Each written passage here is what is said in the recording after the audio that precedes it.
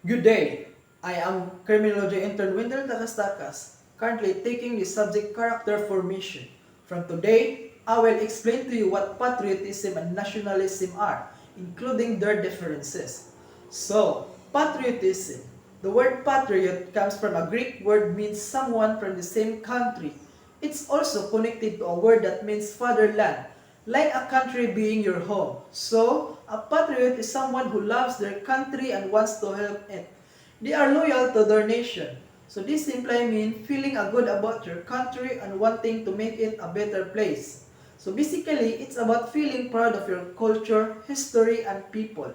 On the other hand, nationalism is deeply connected to our history. It's important to understand the past to connect with the people who shape our nation and to learn from their thoughts, actions, and achievements.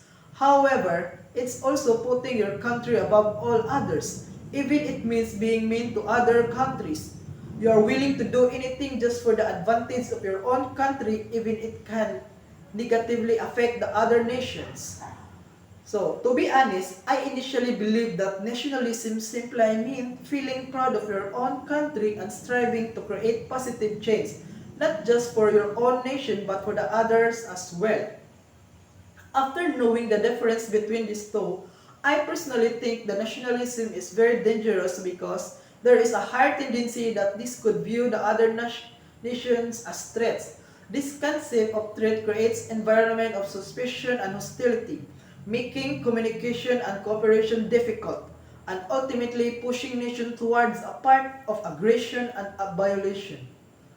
I would rather favor patriotism over nationalism because patriotism allows you to freely to be proud and devoted to your own country without negatively impacting other nations. I believe this is a more positive and constructive approach. Sometimes in life, we might exhibit nationalist tendencies in certain ways, but more often than not, we embody patriotism in our daily actions. Values are the things we practice every day, shaping our lives. For example, as a student, we always study the history of our country. That's one way demonstrate patriotism. Another example is my decision to pursue criminology. I choose this field not for the personal gain, but for the betterment and safety of all people and countries. When it comes to nationalism, we should focus on integrating its positive aspect, such as pride. We can cultivate pride in a way that allows us to celebrate the achievements of others and feel proud of ourselves. We should avoid putting others down to stand out, as that is not the right approach. We must always remember that patriotism is positive, but nationalism can be dangerous.